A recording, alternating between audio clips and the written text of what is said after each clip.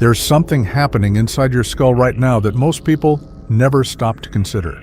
Every sound you hear, the hum of a fan, someone calling your name, the low murmur of a conversation across the room, triggers a cascade of signals that travels not just to your ears, but deep into the most complex organ in your body, your brain. And what researchers have been quietly discovering over the past few decades is this: hearing is not simply about your ears.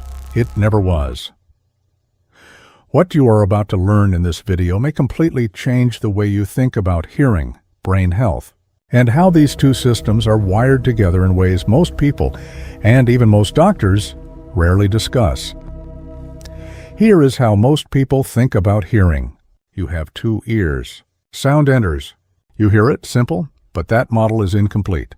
And the gap between that simple picture and the real biological story is where a lot of unnecessary suffering quietly takes root. I didn't catch that. Millions of adults over the age of 45 notice something starting to shift. Maybe sounds seem muffled in crowded places. Maybe they have to ask people to repeat themselves more often. Maybe there is a faint ringing that comes and goes. Maybe their focus is not as sharp as it used to be. Their thinking feels slower, foggier. They chalk it up to age. They move on. They say nothing. What most people do not realize is that these experiences, the muffled sounds, the foggy thinking, the low-grade mental fatigue, may not be separate problems at all. They may be different expressions of the same underlying pressure building in the ear-brain system. By the way, tell me in the comments where you are watching from today, and if you or someone close to you has ever dealt with any of these signs. I would genuinely like to hear your story, because here's the thing. The common assumption is that hearing decline is just a natural part of getting older, something inevitable, something you simply accept and adapt to. But that assumption may be costing people years of clarity, focus, and well-being that they did not have to lose. Let us go deeper, because this is where it gets genuinely fascinating. Your auditory nerve, the nerve responsible for carrying sound signals from the inner ear to the brain, does not operate in isolation. It is part of an intricate biological network that includes the central nervous system, the brain's cognitive processing centers, and the vascular system that supplies blood, oxygen, and nutrients to all of it.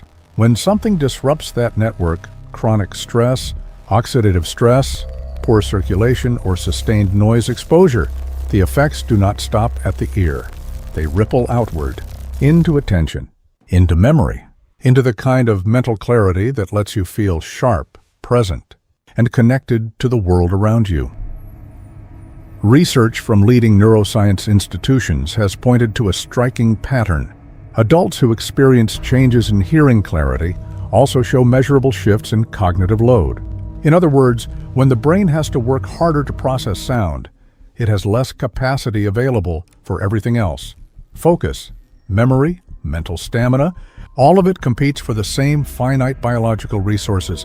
And the surprising part is this: oxidative stress, the gradual buildup of cellular damage in tissues throughout the body, appears to have a disproportionate impact on the delicate hair cells of the inner ear and on the auditory nerve pathways. These are structures that, once affected, do not recover the way a bruised muscle might. They are sensitive, they are precise, and they depend on a steady supply of nutrients and circulatory support to function at their best.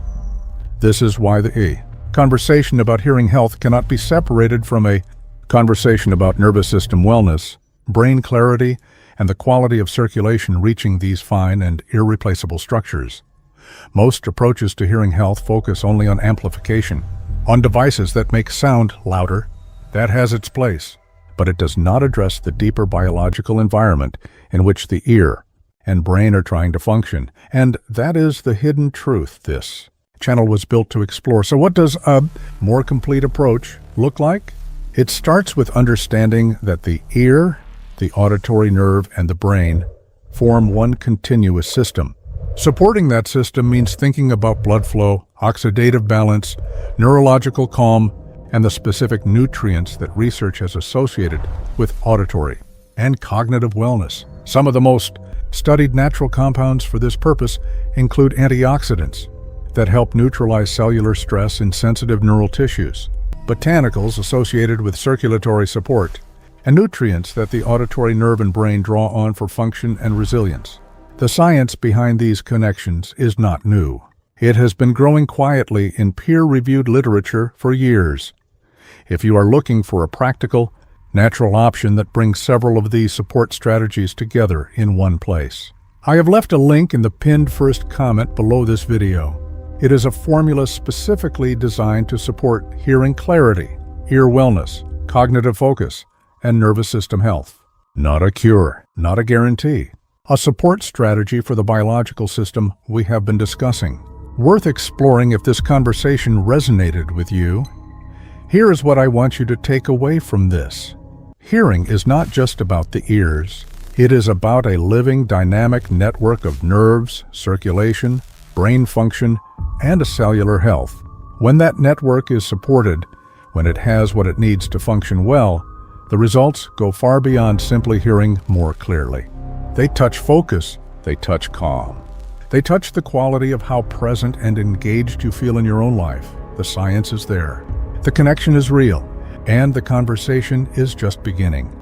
If this video opened something up for you, subscribe and stay close to this channel. Because what we are uncovering together, one video at a time, is a more complete picture of what it means to truly take care of your hearing, your brain, and the invisible thread that connects them.